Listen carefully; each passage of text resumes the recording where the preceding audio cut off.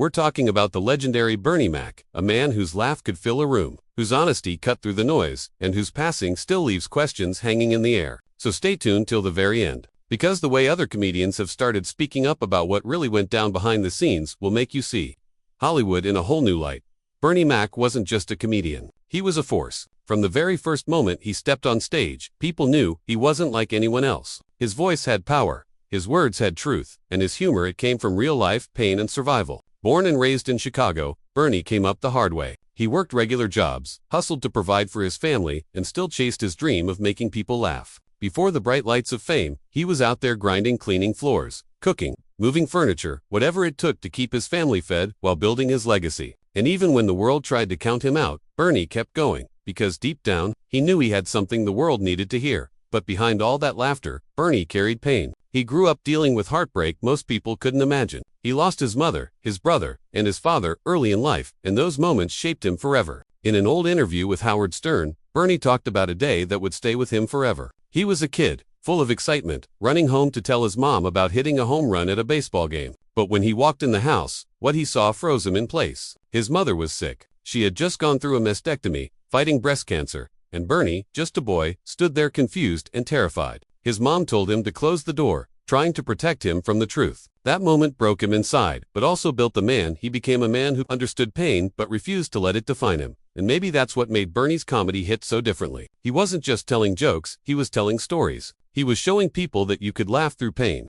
you could survive through honesty, and you could stay real even when the world wanted you to pretend. But as his fame grew, so did the pressure. And according to people close to him, including fellow comedians, that pressure might have been way more than anyone realized. Some even believed that Hollywood worked him to death, that the system he gave his life to took too much from him in return.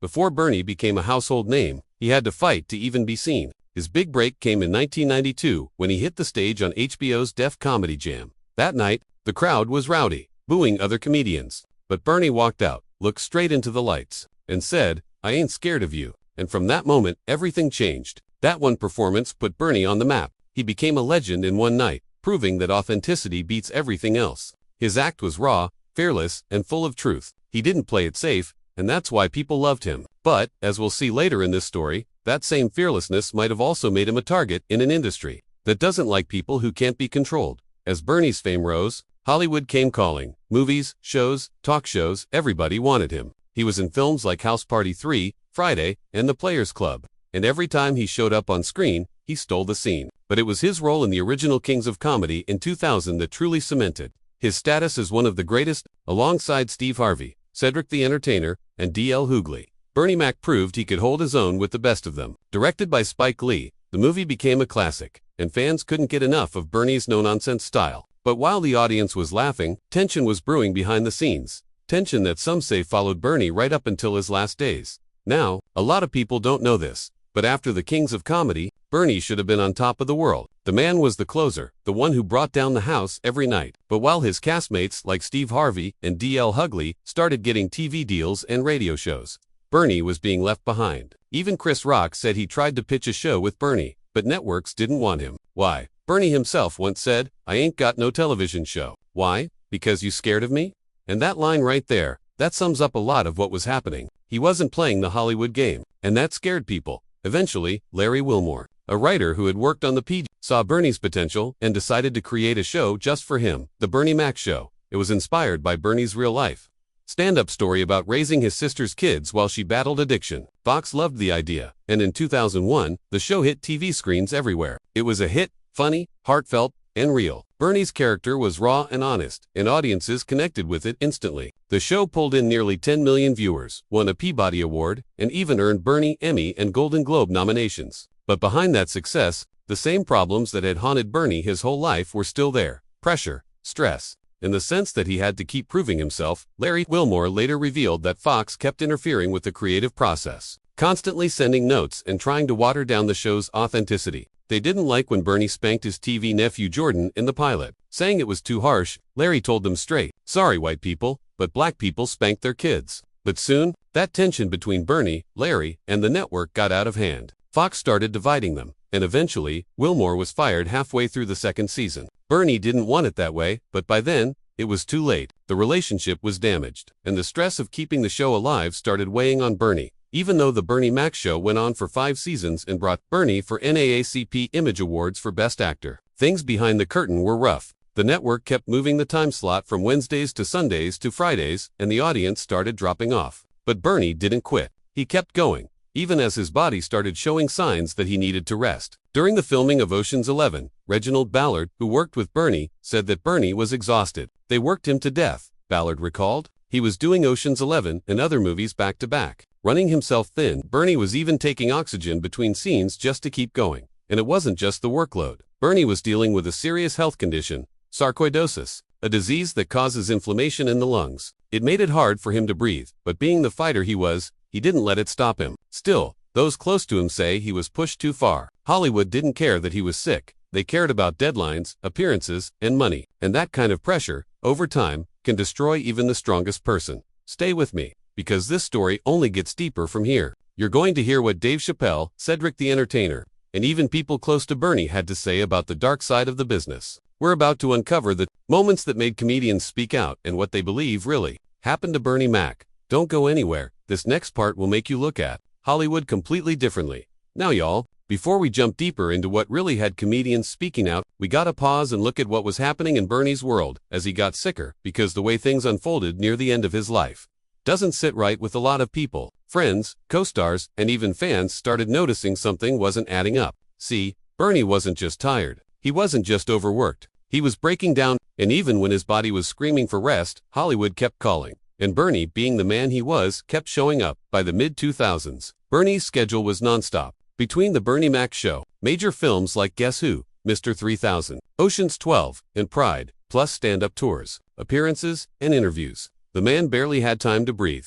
Literally, there are interviews from around 2007 where you can see Bernie's voice getting weaker, his breathing heavier, but he'd still flash that big smile and say, "I'm good, baby." But behind that smile, his wife Rhonda Mack was worried sick. She later said that Bernie would come home exhausted, not just tired, but drained to the soul. He'd tell her, "Baby, they don't understand. I gotta keep going." And that's what broke her heart, because even when he knew he was pushing himself too far, Bernie didn't know how to stop. It's like Cedric the Entertainer once said, Bernie didn't have a chill button. Cedric told stories about Bernie being the first one on set, last one to leave, and always trying to make sure everyone else was taken care of. But he also said, Bernie would cough till his whole body shook, and people around him would beg him to take it easy, but he'd brush it off like, "Nah, I'm fine." Cedric said it came from how Bernie grew up. He wasn't used to slowing down. He was used to fighting for everything. And that's what made his death so painful. Because everybody knew, if Bernie had just been allowed to rest, things might have turned out differently. Then you have Steve Harvey, who has openly admitted he and Bernie weren't on the best terms before Bernie's passing. Their friendship had gone through ups and downs. And while the public never got the full story, there were rumors that fame and ego got in the way. But even Steve, when Bernie died, broke down in tears on camera saying, "I lost one of the greatest to ever do it." He admitted that he didn't handle their friendship the way he should have, and said that losing Bernie taught him that Hollywood fame ain't worth more than brotherhood. That moment hit fans hard, because it showed how these men who built something historic together were all battling their own struggles in silence while the world watched. Around this same time, Dave Chappelle started speaking out too, not directly about Bernie, but about the system they were all trapped in. Dave famously walked away from his own $50 million Comedy Central deal because he said the industry was toxic and full of people who didn't care about your soul. He said something that now hits harder when you think about Bernie. You can get infamous, but you can't go back. Meaning once Hollywood gets its hands on you, it's almost impossible to take your life back. And for a man like Bernie, who always wanted to stay true to himself, that pressure might have been too much. In one old interview, Bernie said something chilling. He said, "I'm tired. Man, I've been tired for a long time." Fans brushed it off back then as him just joking about his schedule. But when you look back now, it sounds like a cry for help. His friend George Wallace once said, Bernie was the kind of person who would give his all to a performance even if he could barely stand. He'd be sick, coughing, but the moment he heard action, he'd light up. That's who Bernie was, professional to the bone. But it's also what killed him. In 2008, Bernie went to Northwestern Memorial Hospital in Chicago for what was supposed to be a routine checkup. He had been suffering from pneumonia brought on by complications from sarcoidosis. People who knew him said they thought he'd bounce back, just like he always did. But this time, things took a turn for the worse. He went into respiratory failure and was placed in intensive care. The news broke everywhere, and fans were praying for him. But deep down, some of his closest friends said they could feel it. Bernie was tired, and his body couldn't fight anymore. On August 9, 2008, Bernie Mac passed away at just 50 years old. 50, gone way too soon. When the news hit, Hollywood was in shock. Every comedian, every fan, every friend, they all felt it. But what really started stirring conversations was what came after. Comedians began to speak up, not just to honor Bernie, but to talk about the truth of how the industry treats people. Monique, for example, brought up Bernie in several interviews, saying how he always stood on truth and how that scared executives. She said, Bernie didn't play Hollywood's game. He was real, and real scares fake every time. That line had people nodding their heads, because if you look at the pattern, comedians who speak their truth often get blackballed, silenced, or burned out. Even D.L. Hughley opened up about how the system works against outspoken black comedians. He said, Bernie was unapologetically himself. And when you're like that, Hollywood can't control you, so they'll overwork you instead.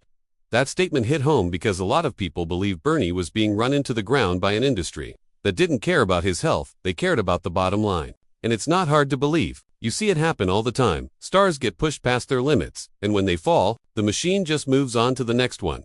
Another comedian who spoke out was Katt Williams. And though he didn't mention Bernie by name at first, fans noticed the connection. Katt said in one of his viral interviews, Hollywood don't just take your talent, they take your peace. They'll smile in your face while they're sucking you dry.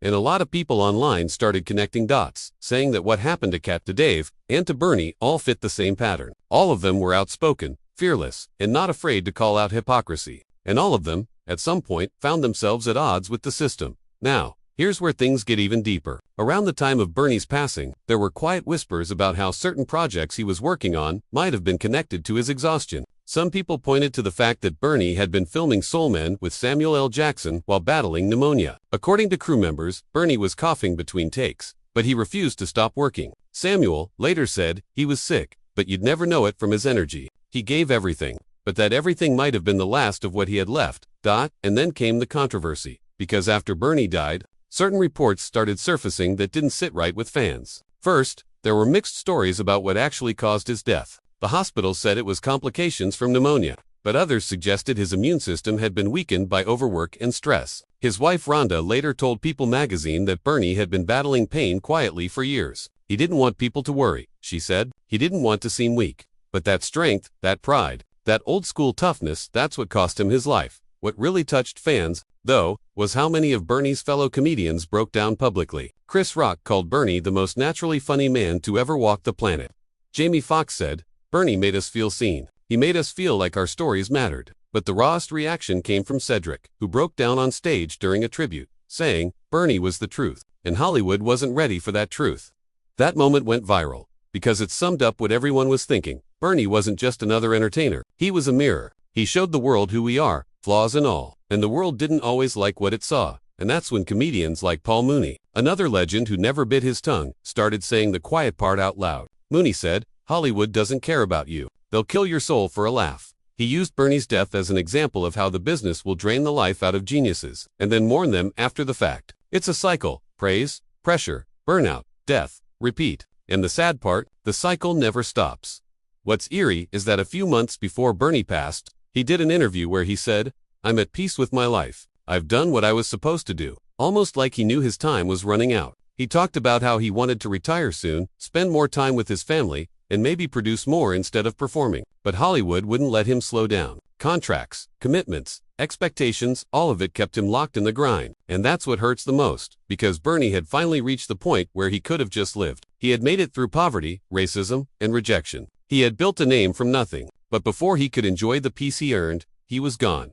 After his death, people online started asking questions, not in a conspiracy kind of way, but in a, how did we let this happen kind of way. Fans pointed out that other comedians like Robin Harris, Patrice O'Neal, and Charlie Murphy all died young, all from health issues tied to stress and overwork. So people started asking, is there something about this industry that destroys black comedians in particular? Because when you look at the pattern, it's hard not to wonder. The demand to be on all the time, to make people laugh even when you're dying inside, it takes a toll. Even years later, comedians still bring up Bernie's name when talking about how brutal the entertainment business can be. Kevin Hart once said, Bernie Mac showed us how to be fearless, but he also showed us what the cost can be. That statement hit hard, because it's true, Bernie gave everything he had to his art. And now, with every new generation of comedians coming up, you can see pieces of him in all of them. the honesty, the boldness, the truth-telling, but the difference now is, more of them are trying to protect their peace because they saw what happened when Bernie couldn't. But trust me, we're not done yet. Because in the next part, we're going to talk about what happened after Bernie's death, the strange behavior in Hollywood, the rumors about projects being taken over, and the emotional fallout that had comedians and fans demanding answers. Part 3 goes deep into the aftermath, how his legacy was handled, how people tried to use his name, and how some comedians believe Bernie's passing exposed the truth about fame that nobody wants to admit. So don't go anywhere, because this next part, it's going to get real.